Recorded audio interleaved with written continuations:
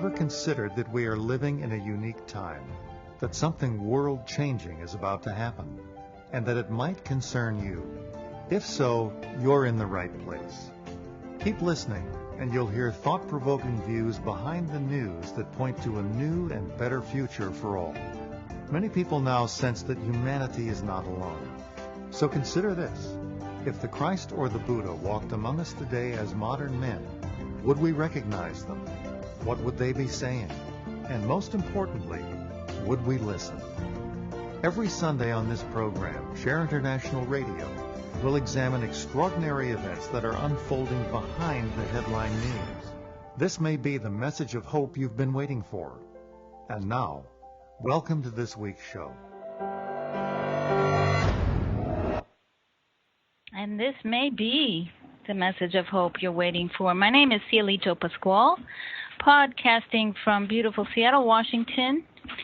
And very pleased to be hosting again. I share the duties of hosting this show with my colleague Diana Gold Holland, and also very pleased today to bring back two guests.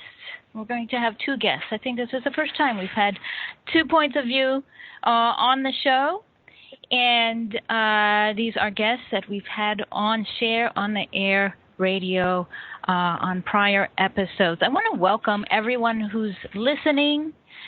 Welcome especially those listening for the first time. On Share on the Air Radio, we present an esoteric perspective on events happening in the world. And certainly in the past week, with the U.S. presidential election, we are seeing many, many events unfolding. But that's not the only thing that's happening in the world. Many things are taking place that reflect upheaval, reflect unpredictability. And we're going to, on this show, understand more clearly what that means at this time, what it means for humanity, and how we can make sense of it, and how we can play a part in remaking the world so that human dignity is the priority.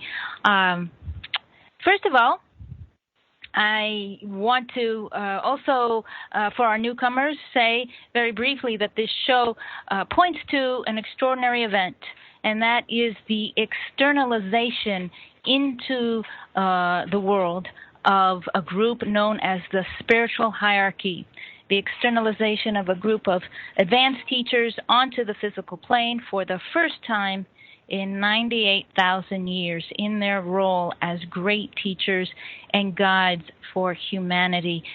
I will refer our new listeners to our first two episodes of this show back in October of 2015. Those programs are in archives on OMTimes Radio, and you can get more details about what this entire story is about in those shows.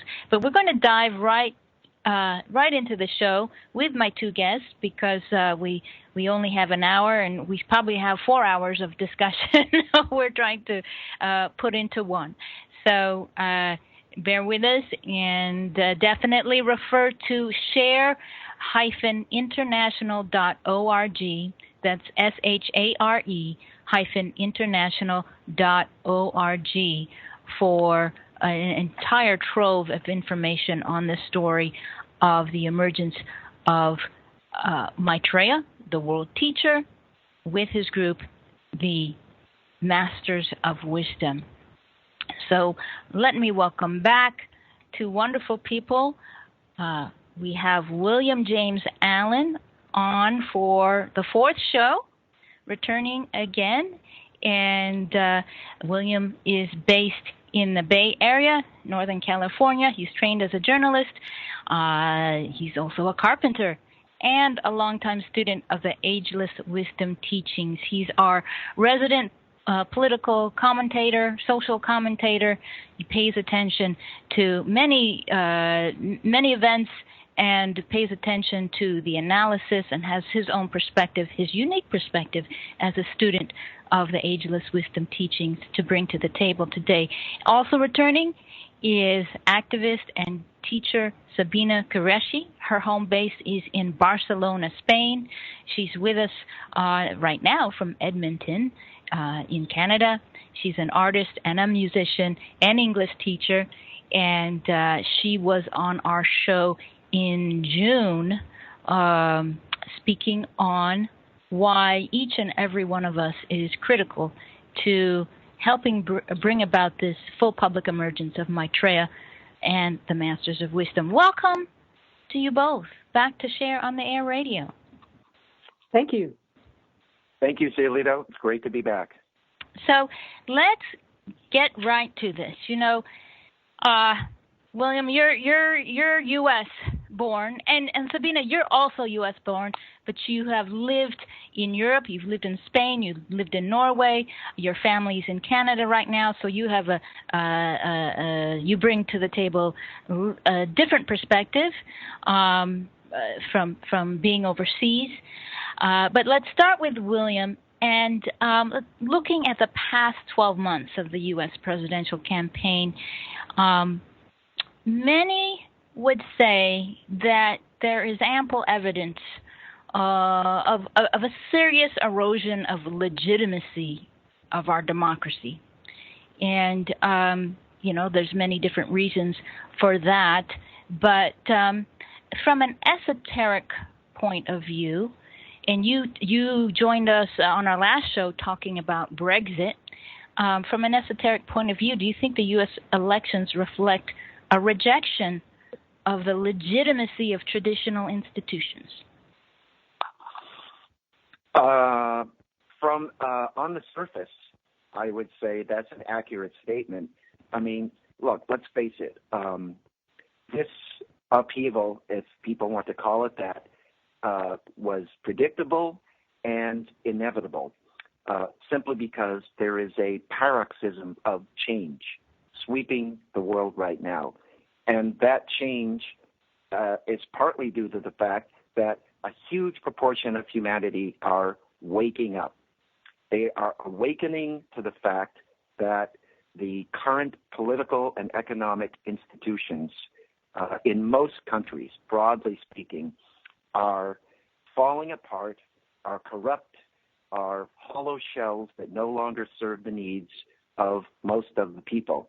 And it's inevitable that that recognition on a very large scale should come home to these shores. So some would say it was an election of disillusionment, and some would say it was anti-establishment. But the powers that be are blindfolded by their own ideology and didn't see it coming. That may be so. But ultimately, what we see happening is one more powerful, potent sign that change is sweeping the planet, and a huge portion of humanity is ready to do something different, regardless of their own personal, emotional, or intellectual reasons. They recognize that the current systems are failing us and we need change. Why is that happening now? Why are people waking up? What's triggering this waking up? Who are you asking? Oh, William. Well, there are a number of factors, as you mentioned. One is we are entering a new age, a new cosmic cycle. And what that means is completely new energies coming from the stars in the constellation we're now entering, Aquarius, are saturating this planet and are supplanting the energies of the past 2,000 years from Pisces. Our institutions, our ways of living and thinking and being are all designed and created and nourished for the past 2,000 years by a particular kind of energy. Well, that energy is being withdrawn. Every day it is ebbing and is being replaced by a completely new energy. And what it is doing is it is dissolving the institutions that we have built up over the past couple of millennia.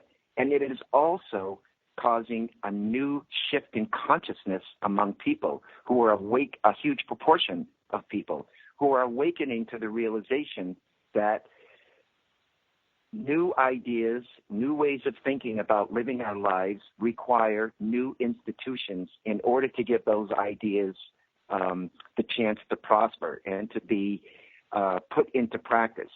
Our current institutions are blocking human progress. So the impact of the new energies from the fact that we're entering a new age has a great deal to it. And I know Sabina wants to talk about some other energies that are impacting us too. So I'll turn it over to her.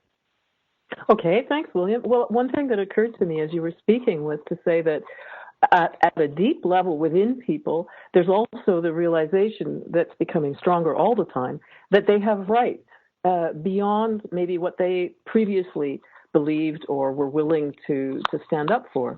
And basically the right to live a life in which you feel that you have value and that your life is of some worth, that you're not just a small piece in a big machine.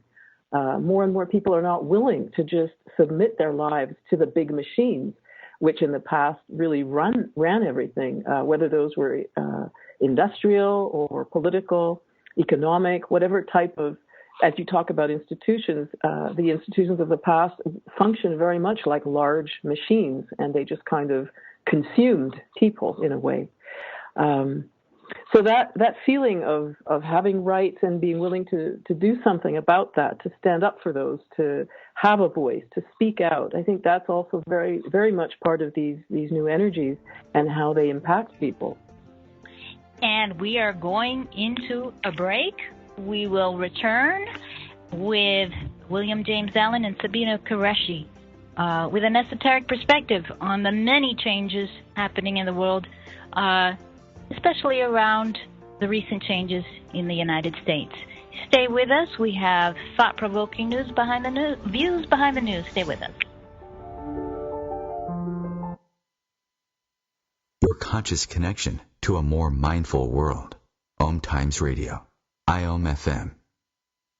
Spiritual, metaphysical, green living, psychic, alternative healing, life coaching. Do any of these or similar terms apply to your business or cause? If so, you are in a niche market with a very specific audience. Conscious Gate PR is the world's leading conscious public relations agency. With a global reach of over 4 million and growing, we offer comprehensive media campaigns to our targeted market. Learn more at ConsciousGatesPR.com. Conscious marketing for conscious minds.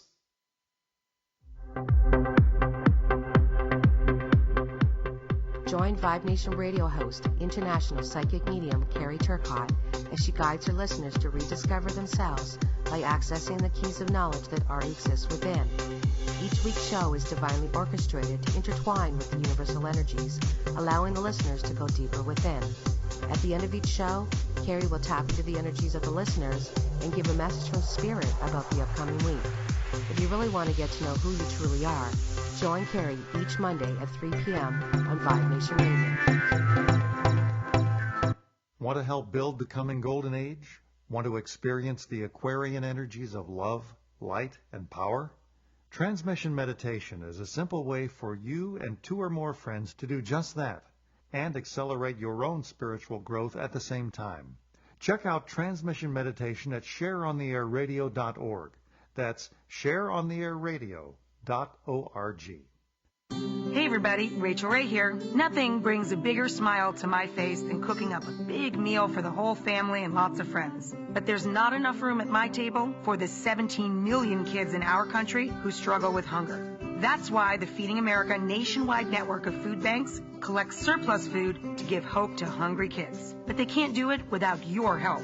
Support Feeding America and your local food bank at feedingamerica.org. A message from Feeding America and the Ad Council.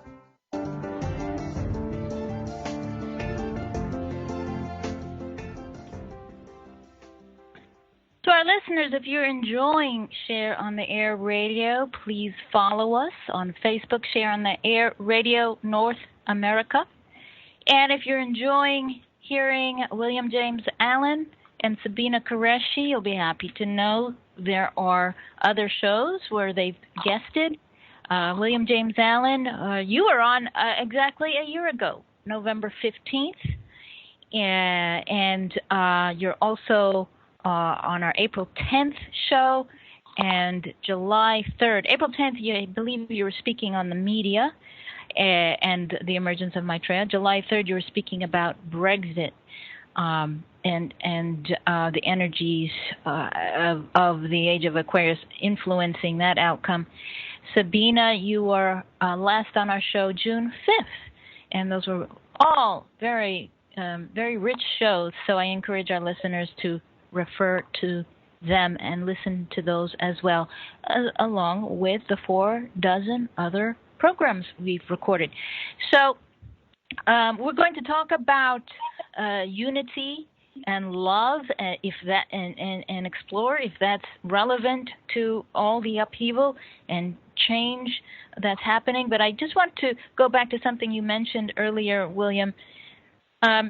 You said what you said, that the outcome of the elections here in the U.S. was predictable, but for most pundits were completely stunned, and there's so much analysis being published trying to explain how it happened.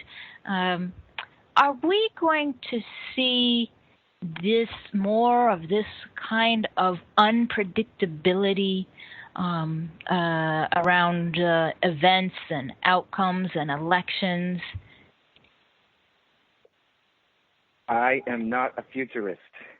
I'm not certain that I could respond to that, except to say what we will see more of in the immediate future, but not for much longer, is the polarization among the populations of countries, not just in this country, it's happening all over, between those who are stuck in the past, who love the old ways, the selfish, greedy, competitive, nationalistic, tribalistic ways that our culture, our civilization has developed over the past many centuries, and those who are responding to the new energies, the energies from Aquarius, which are energies that are stimulating ideas about synthesis and fusion and holism and interconnectedness, and recognizing that we are all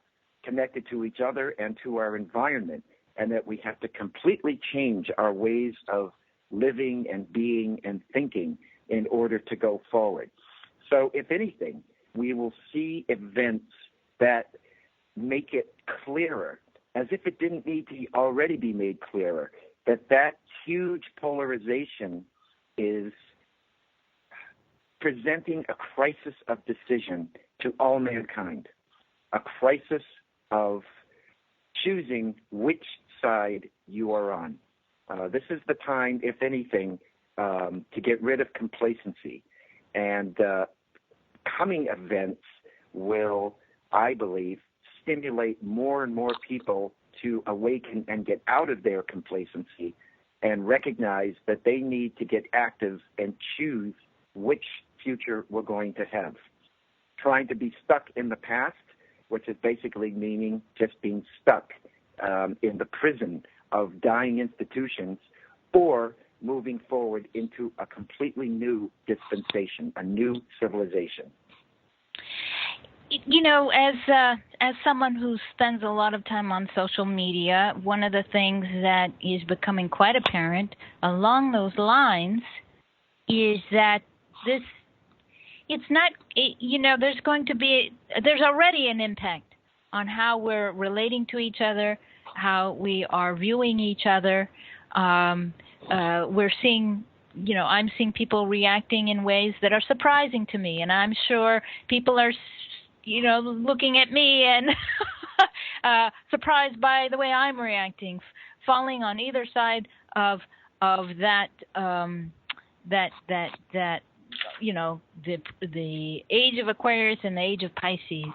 That division is having an impact And I want to acknowledge that it's making a lot of people deeply, deeply anxious, deeply fearful, and is having repercussions that maybe are occupying us more than they should. Sabina, can you reflect on that? How we can manage or respond to the divisions that will show up, even the divisions that happen around the water cooler at work. Okay. Well, one of the things I've read recently since the election that made a lot of sense to me was what Naomi Klein said in an analysis of the results. She talks about neoliberal policies and how they've really caused people to lose so much. A very vast number of people have lost security, they've lost their feeling of safety, they've lost a feeling of identity, and that a lot of people are in pain in the sense of living standards have just gone down, or people have lost jobs, they've lost pensions, they don't have safety nets. So I think that one of the things to keep in mind is that when people react, very often it's because they're in fear or in pain. So I think one of the things to do is try to avoid condemnation and think in terms of, why are people reacting the way they are? And so that's the first thing I'd say. Then another is simply that there's a tendency, I believe, among the media. The media represents a type of elite, and they have a tendency to talk to each other, and often they don't really go much beyond their own type of circles. So they may not be talking to people who are on the margins or people who are really suffering the effects of the current economic policies in the world. So I think that a lot of what we're seeing is the result of people feeling marginalized and not having a voice. And the need to speak up and have a voice is becoming more and more important. So I think that's something to definitely keep in mind. And you make a very good point about suffering the effects of economic policies in the world. That's a whole another aspect of what humanity is facing right now, is the massive disparities between what we call the 99% and the 1% controlling the wealth of the world. I don't think there's any argument that disparity has become alarmingly massive. So I want to, I'm looking at my questions here and seeing where I want to go next.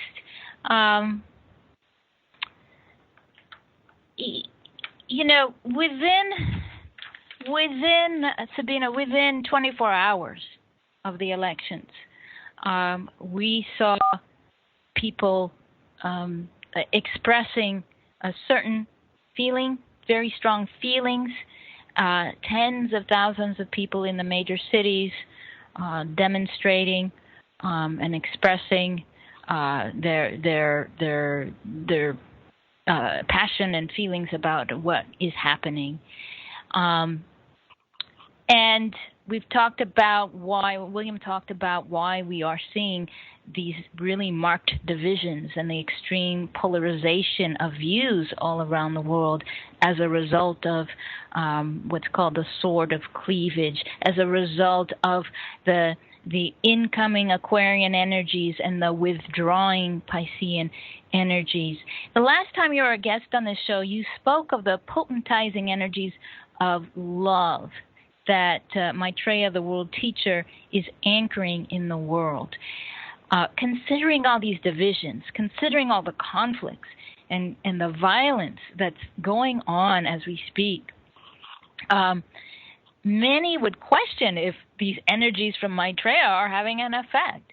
How do we bring the principles of love and unity into these scenarios in a relevant and concrete way? Well, the first thing is that the definition of the energy of love, according to an esotericist, is not what many people might think of as love. one of the messages from Benjamin Krem's master, one of the masters in the group of the hierarchy, he says, when the Christ said that he would return, that's referring to Maitreya, who's also known as the Christ, he would bring not soft words of spurious peace, but a sword, the sword of cleavage. Now, spurious peace means a peace that's false or it's an illusion. It's not real. So the thing about love, the Maitreya's energy of love, is that it stimulates everyone, those who work for justice and sharing, but also those who cause divisions, schisms, those who work out of greed. So basically, it's a stimulus. It's a very potent stimulus. And what it does is it makes very clear where everybody stands. And this opposition that's created by this energy of love, which is also called the sword of cleavage, cleavage meaning to separate or divide, this opposition makes it very clear what the choice is for the future.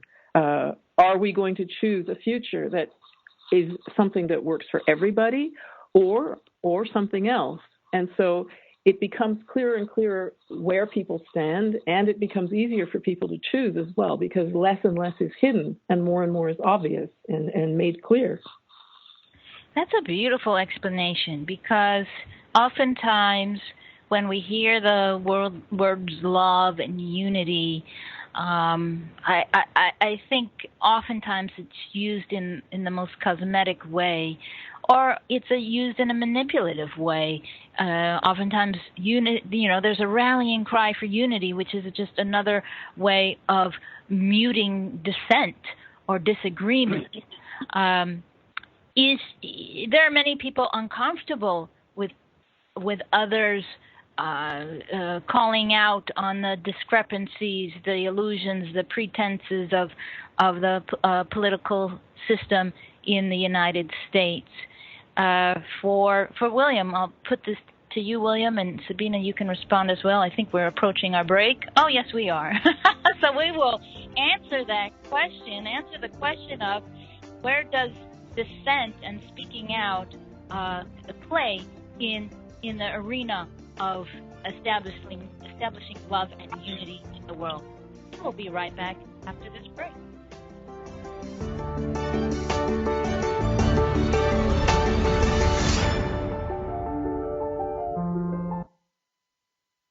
Free your mind. Expand your soul. OMTimes Radio. IOM FM. Have you bought into the idea that you have to work hard for your money, that business is hard? I will share some dynamic access consciousness tools to get you out of your own way so you can create a business that actually succeeds. Join me, Simone Millisers, on The Joy of Business at 4 p.m. Mondays Eastern. Want to help humanity and the planet? Transmission meditation is a simple but powerful way for you and 2 or more friends to do just that and dramatically accelerate your own spiritual growth. You can read the book on transmission meditation free online. Visit shareontheairradio.org for details. That's shareontheairradio.org. shareontheairradio.org. My name is Dale Pazinski, and this is how I live united. I volunteer with United Way, helping the homeless in my community by teaching computer skills and helping them build a basic resume to save on their very own USB drive. It's huge when somebody says, "Hey man, that job that you helped me apply for, I got it." My name is Dale Pazinski. I help people achieve financial independence. So I don't just wear the shirt, I live it. Give, advocate, volunteer, live united. Go to liveunited.org. Brought to you by United Way and the Ad Council.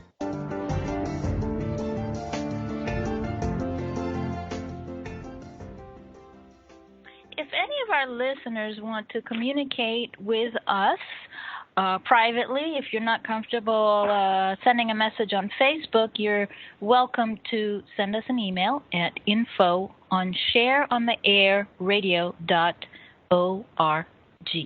Thank you for listening. So my question again, I'll try to simplify it. Is there a space for dissent in the realm of establishing unity in the world? We'll start with William.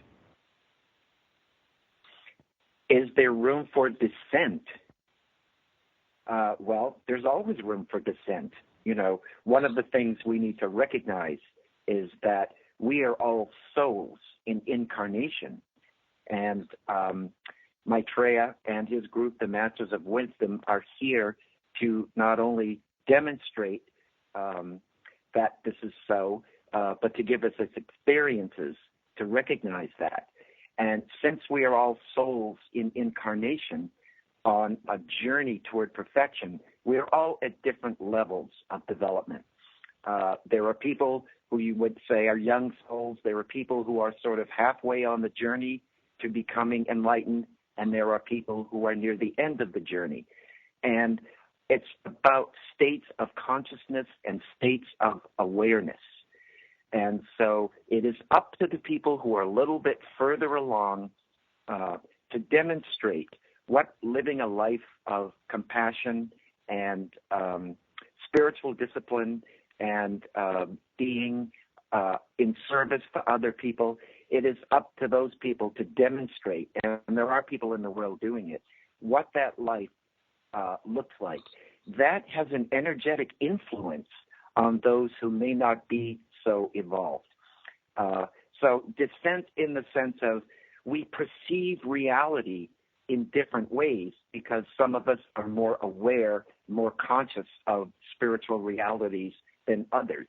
And so it's really a question of tolerance and acceptance and recognizing the diversity. We're all unique souls. We all have something to contribute. Every single person on the planet has something creative to contribute to the world, and therefore we should be recognizing that potential within each of us and giving space to those whose perception of events and circumstances is different than ours, and recognizing that beneath it all, we're all connected. Beautiful way to put it. You know, I want to jump to our next topic just for the sake of time. Sabina, if you have any other thoughts on dissent and unity or diversity, unity out of diversity.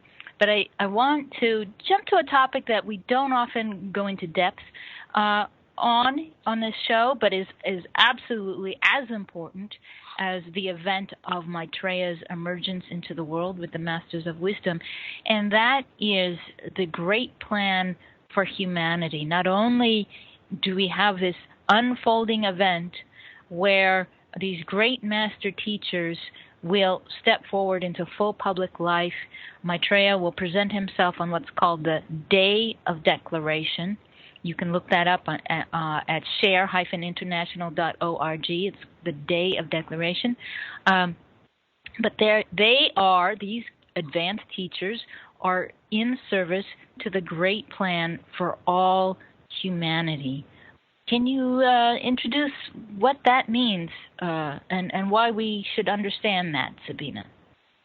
Well, according to my understanding, this plan refers to the fact that humanity is one family and that we're all evolving all the time in a constant process, lifetime after lifetime, and that we are right now on the brink of a major step forward in which the value or the principle of sharing will be implemented on a global scale. And what it means is basically we're coming to the recognition more and more that without using sharing as a tool to redistribute the world's resources and to make sure that everybody has enough to live a life that's worth living, we're never going to be rid of conflict, war, and violence, much less poverty, and that this is the only way forward. So that's the next step in this major, big plan. But this plan is much, much greater than just what's happening right now. I mean, it refers to the evolution of the entire planet, all the kingdoms, not only the human kingdom. But since we are the ones right now who have the capacity to destroy the earth, it's quite important that we take these next steps for the sake of all living beings. What would you say would be the most significant first step in the demonstration of unity along this great plan on a global level? I think probably the first step would be a recognition of the need to renounce war forever. I mean, sharing, the need for sharing is equally important. You can't say one is more important than the other, but perhaps I really don't know how it's going to really work, but what I see is that there are groups all over the world advocating for these two things in growing number, all different types of groups in all the countries of the world, advocating for, on the one hand, sharing and for making a case for a real justice in terms of the world's resources and opportunities, and on the other hand, advocating for the complete abandonment of war as a tool to resolve disputes. Well, that's a huge endeavor to abandon all war, seeing as our economic systems seem to be very much geared towards war. William, how do you see, let's touch on the economic aspect of events in the world. What do you see happening that will bring about a transformation of our economic systems so that they are upholding human dignity rather than profit dignity? There's only one power in the world that can change the economic system, and that is the power of the people. The people are the one and only superpower on the planet. And when that recognition is awakened, when that aspiration to completely change how the resources of the world are managed and distributed, when that galvanized opinion starts getting active and demanding change, then the governments will have to follow. It's just a mathematical certainty. But the first thing, in my view, that has to happen is people have to be made to understood that this spiritual crisis that we're going through is being focused right now most potently through political and economic issues. And when the realization that so many of the crises can boil down and be distilled down to the corruption of the political and economic institutions, then they can be more easily focused on the fact that nothing else can be fixed, nothing else can be changed until the economy of the world is just and sustainable and works for everybody and not just a few. Until then, even the environmental issues cannot be solved, because when you have an economy based on unlimited growth, unlimited waste, unlimited use of resources, there's no way you're going to do anything to stop the degradation, because the economy is the monster that keeps chewing up the planet. So really, the political and economic systems must be changed first in order to get out of the way and let us get on with the business of making other changes and solving other problems. So we have a few more, just a couple more minutes before our next and final break, and then after the break, we'll go more into detail of what people can do as individuals, because there's a lot we can do. Yes. Yeah. Could I just interject one thing here? There's one other energy saturating the planet right now that is having a certain effect, and I think it's important to address that. And whether or not there's time before the break to get into it, I don't know, but I think it's really important in terms of what just happened in this country to talk about it a little bit. And that is known as the energy of equilibrium. And, you know, we have talked about the fact that the world teacher, Maitreya, and the masters have come into the world. One of the things that they do is they are the custodians and the manipulators of all of the spiritual energies that are circulating on this planet. And they use those energies consciously, scientifically, to stimulate humankind's spiritual evolution, the evolution of consciousness. One of the energies that is being sent into the world by Maitreya right now is having an effect that some people may not be comfortable with. It is stimulating the rising to the surface of ancient prejudices and hatreds and antagonisms and tribalisms that have been bubbling beneath the surface of our modern civilization for a very long time and have not yet been resolved. And we are seeing some of it, certain religious intolerances and prejudices bursting into open warfare. But speaking about some fears that people are having in this country, some people are afraid that the election results are some sort of a blank check for the most racist, bigoted, xenophobic, nationalistic, tribalistic people to go hog wild and take over and run without check. It is a little bit of an inaccurate fear. What we are really seeing is the energy of equilibrium is driving these racist, institutional prejudices that have been below the surface in our culture for a very long time and have yet to be handled, is driving them into the open where everybody can see them. Everybody can recognize them for what they are, and slowly we can resolve them. And in their resolution becomes the recognition that we are brothers and sisters, and that we are working together, that we are on a journey together of evolution on this planet. But until they are resolved, we cannot take another step forward in our recognition that we are one family. So they are literally the tumor has to burst open before the healing can begin. Do you know what I'm saying? It sounds really uncomfortable. And yes.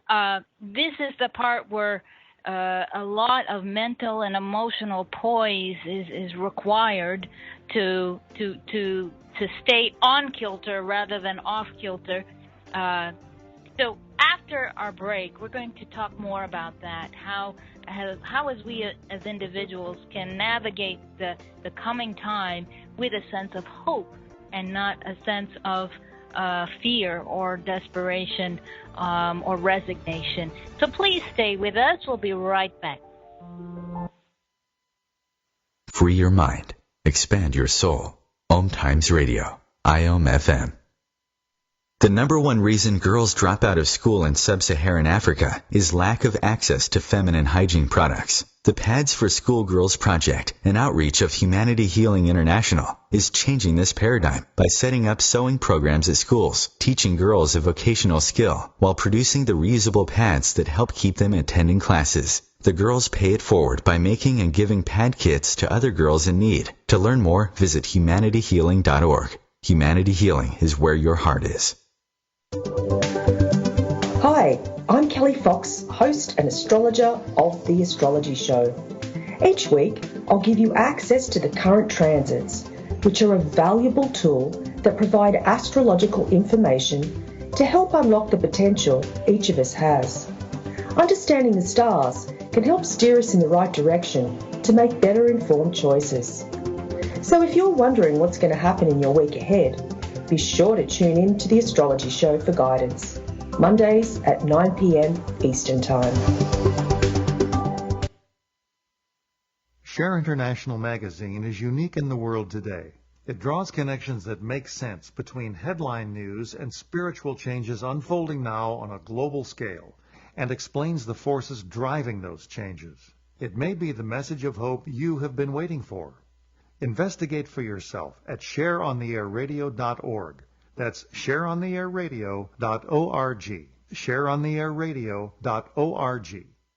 It only takes a minute to find out if you may have prediabetes, and you can do it at doihaveprediabetes.org. But you're probably not going to, are you? Kids, work, listening to the radio. You're busy, which is great because busy people can't get prediabetes. Oh my, I read that wrong. They can. Should have worn my glasses. So visit doihaveprediabetes.org and take a short test, because prediabetes can be reversed. Brought to you by the Ad Council and its pre-diabetes awareness partners.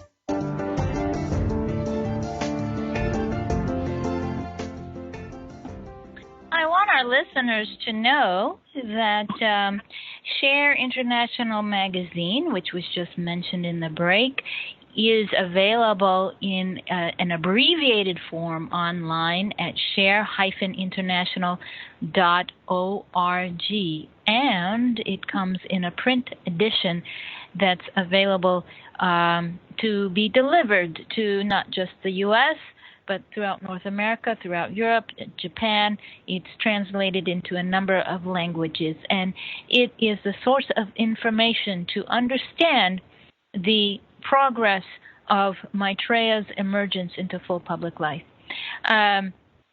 So, Sabina, in our final segment, we're going to we'll focus on how people can play a role in the transformation of the planet. But before that, I just want to acknowledge that, both of you are bringing to the table such rich, very thought-provoking ideas. And again, I encourage our audience to not accept this just because it's being said, but to investigate for yourself. Visit share-international.org and decide for yourself the relevance of this story and the information that we present every Sunday at this time, 4 p.m. Eastern Time on Share on the Air Radio North America. And disclosure, the views of the hosts of this show and the guests on this show are of the individual themselves and do not necessarily represent the views of Share International Magazine or Share International Foundation. Sabina, clearly the idea of an expansion of consciousness and the progression of humanity upwards on the journey of evolution is not this yippee-skippy, adventure down the yellow brick road full of, bunnies and butterflies and unicorns. It is an endeavor of seriousness and of a serious awakening, one in which expanding awareness requires diligence and a willingness to be awake and to be aware.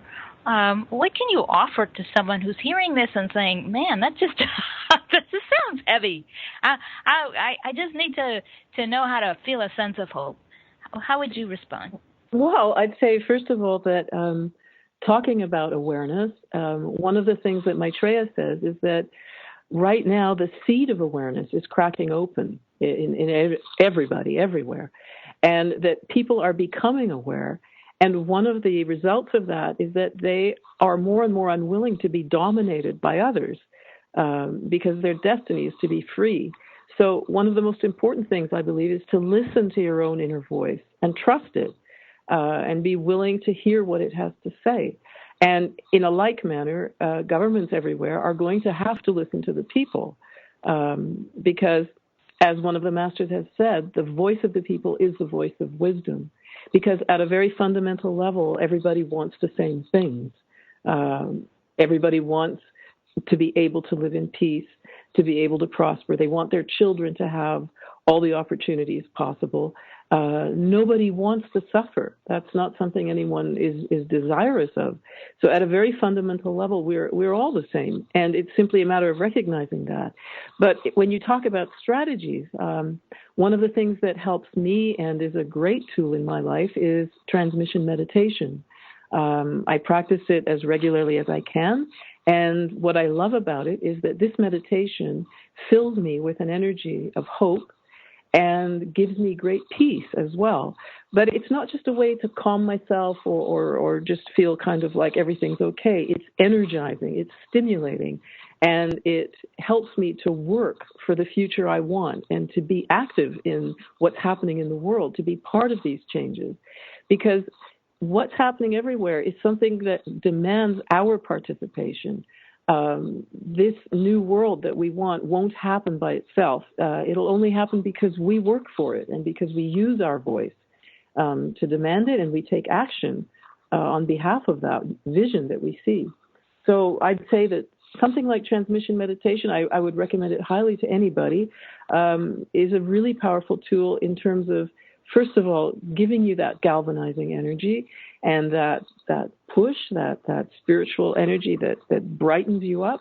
But when you do it, you're also helping. You're also helping the world itself because you're helping an inflow of spiritual energies that the masters send where they see it, these energies are necessary in the world to actually stimulate people and to help the processes of change everywhere. And we'll direct the listener to the website transmissionmeditation.org. And there is an excellent video that presents exactly what transmission meditation is, transmissionmeditation.org. William, you want to just chime in here and explain what happens in a transmission meditation? What's it like? What do people do? Well, actually, it's a very simple form of meditation. It's a group form of meditation in which the simplest group is composed of 3 people. And the groups get together, and it begins with them sounding aloud what's known as the Great Invocation, which was a great world prayer that Maitreya himself released into the world in 1945 when he made his decision to return to the world sooner than anyone had expected, including sooner than the hierarchy and themselves thought that they would be coming back into the world. We chant the Great Invocation, and then it's a simple, light meditation technique where one keeps one's attention focused on the what's called the Ajna Center. Some listeners may be aware of the fact that every human being has an energetic body substanding the physical body, and this body is made up of millions of lines of energy or force. And where they crisscross in huge numbers, what's called a chakra or a vortex is formed. And there are 7 major chakras going up the spinal cord from the base of the spine to the top of the head. And each of them deals with a certain level of consciousness. So the chakra between the eyebrows, known as the Ajna Center in Sanskrit, is the kind of directing, synthesizing chakra for the heart and all the chakras above it. And so by keeping the attention lightly on the Ajna Center, you become aligned, as it's called, and you are becoming a conduit then with the group for these energies, these very potent energies, to be sent out into the world. And you're actually aligned. You're aligned with the soul when you're focused on the Ajna. With your own soul. Yeah. The beauty of transmission meditation is that we have it from the ageless wisdom teachings that the greatest levers of evolution, spiritual evolution, are meditation and service. Even the masters themselves call their activities the great service. And so the beauty of transmission meditation is it is the easiest, most potent form of world service that anybody can easily do. You are helping the planet, and at the same time, it's stimulating your own spiritual evolution because these potent energies are passing through you before they go out into the world. So they are having a stimulating effect on your own spiritual evolution as well. And on that point, I'm going to direct our listeners to transmissionmeditation.org. I know you wanted to share something in our last minutes, William. It's actually a message from Maitreya, and so I wanted to give you time to do that. Would you like to share that now? This is a message from Maitreya to humanity. Yes. Well, earlier in the year, Maitreya did give a message through Benjamin Creme that was published in Share International magazine, speaking to the very moment that we are all living now. Here we go. These days are difficult for many. Even the best and the closest feel the pains of doubt and reservation. But when I say that I engage you as one of you before the world, it is the truth. Likewise, when I say that the time is close indeed, when all men will recognize my face and respond, it is the truth. Only the law bids me wait a very little time. But within the law, I am verily with you daily, in constant rapport with your needs and the opportunities presented to myself by you. Soon, humanity as a whole will awaken to my presence and will accept with all willingness the transformation of this, our world. Remember that we are at the beginning and the end of a civilization, an epic period in the history of the world, and understand thereby that men feel the pain of change. For some, it is a release into freedom. For others, it is a loss of surety and calm. But my brothers, pain will be short-lived, and already many know this to be so. There is aid in abundance to help you through these difficult times. Accept eagerly this age and recognize the signs of the new. Verily, verily, I am with you. Verily, I am among you in many ways. Judge for yourselves, my brothers, how close you are to my expectations of a new world. This will be a world in which all men are one, in which all men fulfill the joy of creation and fulfill with love their capacity to show the way to their brothers in simplicity and truth. Thank you, William James Allen and Sabina Qureshi. Love being with you both. This is a beautiful show. I hope it has helped our listeners to understand what's happening in the world. Share on the Air Radio, North America. Thank you so much.